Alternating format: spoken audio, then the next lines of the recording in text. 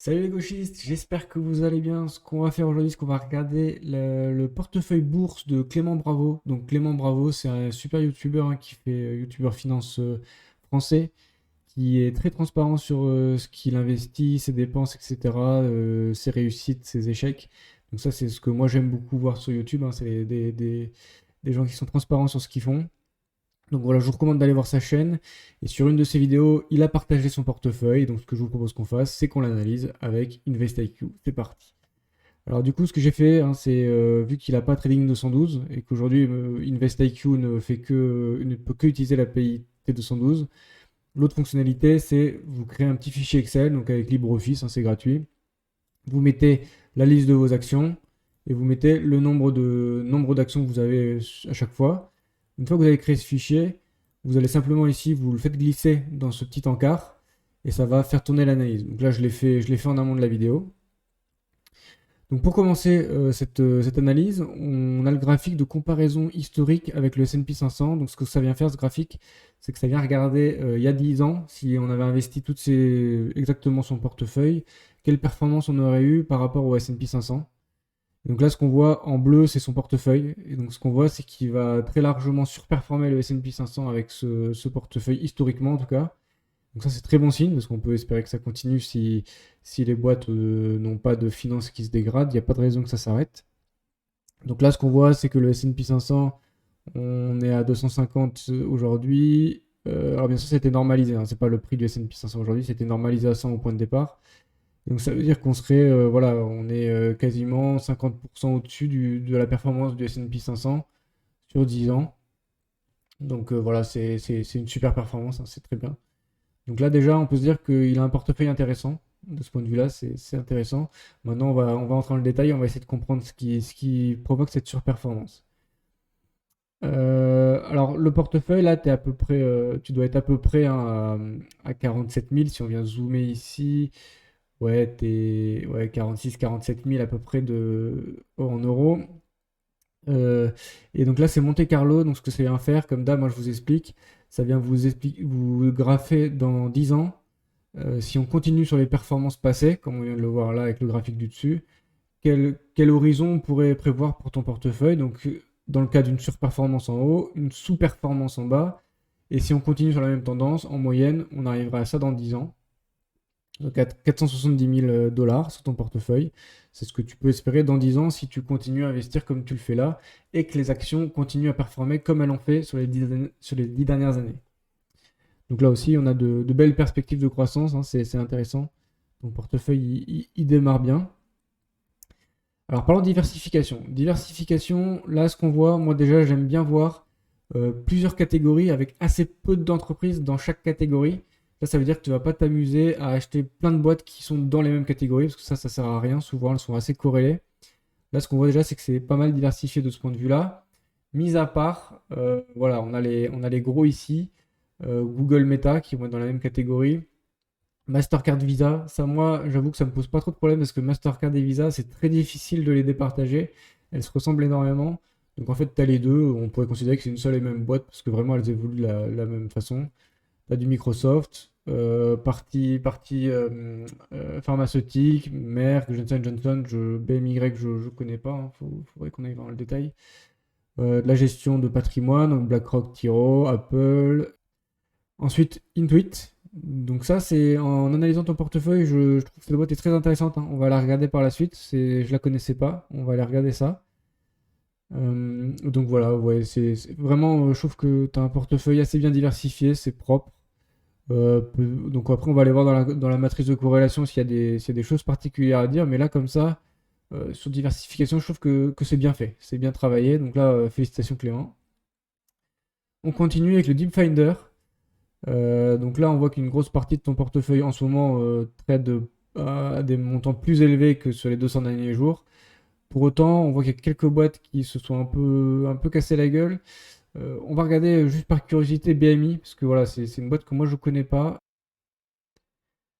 Donc BMY, alors déjà ça commence assez mal sur ce que je vois là. On est sur une boîte qui a l'air de s'être effondrée. Donc effectivement, c'est ce qu'on retrouve avec le Deep Finder. On est dans la plage de très très très forte sous-évaluation par rapport à l'historique de son prix. Donc ça, c'est la courbe de régression linéaire. On voit qu'on a un retour annualisé de 3%. Alors là, je m'interroge effectivement de ce que c'est que cette entreprise. Croissance du dividende de 8%. On a un dividende intéressant. Alors, je vais voir. C'est Bristol Myers Squibb Company. Donc voilà, c'est le même secteur que Johnson Johnson et Merck. Une entreprise pas très à gauche, hein. On voit que le gauchomètre, on a 22,8. Donc là, tu es sur une boîte limite. Ce que je vois, c'est que les finances sont pas trop mauvaises. Alors, j'ai l'impression qu'en 2023, il se passe quelque chose. Il faudrait que tu ailles te renseigner sur cette boîte, hein, en détail. Free cash flow yield qui est bon. Donc ça, c'est qu'elle est pas très sûre. Ah ouais, ouais, là, effectivement, on a des profits qui n'ont pas une belle tête. Des marges qui n'ont pas une belle tête non plus. Ouais, c'est questionnable. Il faudrait que tu nous expliques quelle est ta thèse sur cette société. On voit qu'on a une dette vraiment très élevée. Notre ratio de dette sur capitaux propres, donc on a plus de dettes que de capitaux. Donc ça, c'est très mauvais signe. Moi, j'aime pas du tout ça dans les entreprises, surtout dans le contexte actuel où la dette coûte très cher. Bon, BMY, à moins que tu aies une thèse qui se justifie, je te conseillerais vraiment pas de la renforcer, voire je te conseillerais de la supprimer. Ensuite, je voudrais qu'on aille voir Tiro, parce qu'effectivement, Tiro, c'est une boîte dans laquelle je m'étais intéressé. Sauf que j'avais pris la décision de ne pas la prendre. On attaque. Voilà, donc Tiro qui s'éclate aussi au sol, hein. Là, on voit qu'on est dans la plage d'extrême sous-évaluation. On a un CAGR à 7,6, donc un rendement annualisé de 7,6, c'est vraiment. Bah, c'est inférieur au S&P 500, donc ça. Et là, on voit le cash flow de la boîte, vraiment, il coule. Le dividende, c'est pas génial. Alors, les profits, ça va, mais c'est une augmentation quand même bah, à un chiffre, quoi, hein. Par contre, moi, ce que j'aime beaucoup avec Tiro, et ça par contre, donc là aussi, il faut que tu nous expliques ta thèse, mais c'est qu'on voit qu'elle a beaucoup plus d'actifs que de dettes. Donc voilà, on a des actifs qui sont croissants, et la dette qui est assez stable, voire en décroissance. Donc ça, c'est un point extrêmement positif comparé à l'entreprise qu'on a vue tout à l'heure. Bénéfice par action qui, bon, voilà, qui a pris un coup en 2022, qui remonte doucement. Une entreprise plutôt de gauche, voilà, d'après notre gauchomètre. Donc là, faudrait que. Là aussi, il faut que tu expliques ta thèse. Elle est pas trop mal, mais pour autant, ce qu'on voit, c'est qu'il se passe quelque chose. Je pense que avant de renforcer, il faudra attendre, de voir comment se comportent ses finances. Est-ce que le cash flow revient à ses niveaux précédents? Est-ce qu'on va retrouver la croissance d'avant? On a quand même une bonne croissance, hein. Voilà, est-ce qu'en 2023, on va dire que c'était une mauvaise année? Est-ce qu'ils vont réussir à maintenir sur les années suivantes? Bon, là aussi, il faut que tu nous expliques ta thèse sur Tiro. Mais sinon, le reste, pas grand-chose à dire là-dessus. Maintenant, la matrice de corrélation. Donc, ce qu'on peut voir dès à présent, c'est ce qu'on a dit au départ. Visa et Mastercard, hein, globalement, c'est la même entreprise. Elles sont très très similaires. Donc, elles évoluent de la même façon. Ici, on retrouve Visa Mastercard, évidemment. Donc, je te rappelle la matrice de corrélation. Tu as les entreprises à gauche, les mêmes entreprises à droite. Plus c'est rouge, plus ça veut dire que deux entreprises sont corrélées. Corrélées, ça veut dire que quand l'une monte, l'autre monte d'autant. À l'inverse, quand elle baisse d'autant. Et plus c'est blanc, plus ça veut dire elles sont, voilà, sont complètement décorrélées. C'est-à-dire que quand l'une monte, l'autre, ça n'a pas d'effet sur l'autre. Ce qui est intéressant dans un portefeuille, si on veut quelque chose de diversifié, c'est pas d'avoir plein de boîtes de plein de types différents. C'est qu'aussi que ta matrice de corrélation ne présente pas trop d'entreprises corrélées. Là, ce qu'on voit, par exemple, mais BlackRock, ça c'est ce qu'on va voir à chaque fois, hein, sur tous les portefeuilles. Quant à BlackRock, vu que c'est un gestionnaire de portefeuille, BlackRock, il est corrélé globalement au S&P 500 et donc du coup à toutes tes boîtes parce qu'elles font partie du S&P 500. Donc là, pas d'inquiétude, hein, c'est normal. Moi, ce que je constate, c'est que ta matrice de corrélation, on a assez peu de boîtes qui finalement sont très corrélées. Donc en lien avec ta diversification qu'on a vue ici, je trouve vraiment ton portefeuille intéressant. Voilà, il est diversifié, donc ça c'est vraiment intéressant. J'ai peu de choses à commenter, c'est vraiment bien. Vraiment, bravo Clément là-dessus. Ta matrice risque-bénéfice. Donc là aussi, je te rappelle, plus t'es à droite, plus t'es risqué, plus t'es en haut, plus t'es performant. Ok. À l'inverse, plus t'es à gauche, moins t'es risqué, et plus t'es en bas, moins t'es performant. On retrouve ta société BMY, assez peu performante. Donc là, moi, celle-là, je t'avoue que en plus, elle est vraiment pas, c'est pas une société de gauchiste. On a un gauchomètre assez mauvais dessus, donc elle va dégrader ton score de gauchomètre. Elle a l'air d'être en train de se casser la figure. Son cash flow, on a vu qu'elle était très endettée. Donc voilà, moi je la supprimerai. On voit que tu as quelques boîtes avec lesquelles tu peux jouer, hein. Meta, donc, qui a fait de très belles performances, mais qui est aussi très volatile. Mais globalement, tu as un portefeuille que je trouve dans la bonne. C'est bien. Et voilà, j'ai pas grand chose à dire dessus. C'est bien, bien réparti. Tu as des boîtes très performantes, très risquées, moins performantes, moins risquées. Donc tu te sécurises aussi. Johnson Johnson, hein, c'est un dividende aristocrate. C'est vraiment la boîte où on est sûr de ce qu'on fait quand on investit dedans. Donc vraiment, encore une fois, matrice risque-bénéfice plutôt bonne. Et enfin, un gauchomètre. Alors c'est là, c'est peut-être la critique que je vais faire à ton portefeuille. T'as un gauchomètre qui est vraiment limite. Moi, je fixe à 25 le seuil on est tombé dans le portefeuille de droite. Donc t'es vraiment limite. Voilà, c'était la seule critique que je pourrais faire. Et ce que je voudrais qu'on aille voir, c'est Intuit, parce que du coup, en analysant ton portefeuille, j'ai vu cette boîte et je la trouve extrêmement intéressante. Donc là, moi, c'est quelque chose que tu me fais découvrir et que je vais peut-être ajouter à mon portefeuille.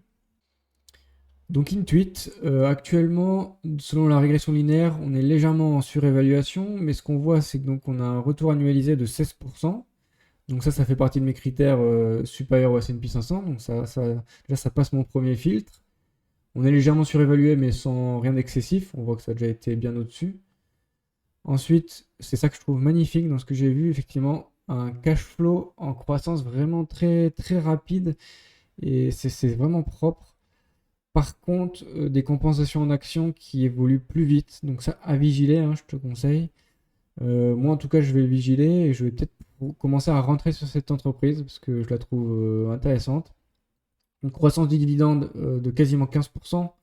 Donc là aussi, c'est excellent. Un dividende maintenu par son cash flow. Donc aucune inquiétude à se faire sur le versement du dividende. Ça, c'est excellent. Des marges, voilà, là, c'est pas excellent, c'est une marge, mais à l'inverse, on voit que les profits de l'entreprise sont intéressants. Price to book bien en dessous de la moyenne de son industrie. Donc là, bon, en même temps, la moyenne de l'industrie de 223, je sais pas ce qu'il y a dans cette industrie. Donc on est sur quelle industrie? On est sur les softwares, oui. Donc tu vois les Microsoft, juste comme ça. Donc ouais, le price to book, on est en dessous. Donc on est sur 9, c'est tout à fait correct, hein. Un nombre d'actions en circulation qui globalement décroît, même si on en a qui ont été rajoutées en circulation. Et moi, ce que j'aime beaucoup, c'est des entreprises avec très peu de dettes. Donc là, c'est le cas. Tu as plus de capitaux propres que de dettes, puisque tu as un ratio dette sur capitaux propres inférieur à 1. Et ce qu'on voit sur ce graphique, c'est que tes capitaux, ils augmentent extrêmement rapidement. La dette augmente un peu, mais voilà, elle n'arrive pas à suivre l'augmentation des capitaux. Donc ça, c'est intéressant. Un bénéfice net par action qui est passé en positif à partir de 2018, qui a l'air de se maintenir, qui a eu une année difficile, mais on voit qu'elle va se reprendre. Voilà, ok. Et en plus, un score de gauchomètre de 16,2. Donc écoute, dans une de mes prochaines vidéos, je pense que je rajouterai une tweet dans mon portefeuille de gauchiste. Je viendrai peut-être prendre une petite position de surveillance sur cette entreprise. Donc du coup, bah là, je te remercie pour cette découverte. Vraiment très intéressante, une tweet. Et au global, hein, si je conclue, ton portefeuille il a historiquement battu le S&P 500. Ça s'explique par une très bonne diversification sectorielle.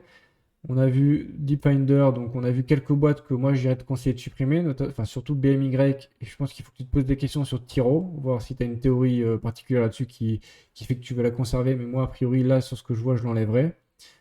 Globalement une diversification très bonne, la matrice de risque, la matrice de corrélation et la matrice risque-bénéfice très bonne. Tu es légèrement à la limite, hein, sur le gauchomètre, mais bon, voilà, globalement, bravo, bravo Clément, c'est une très bonne performance.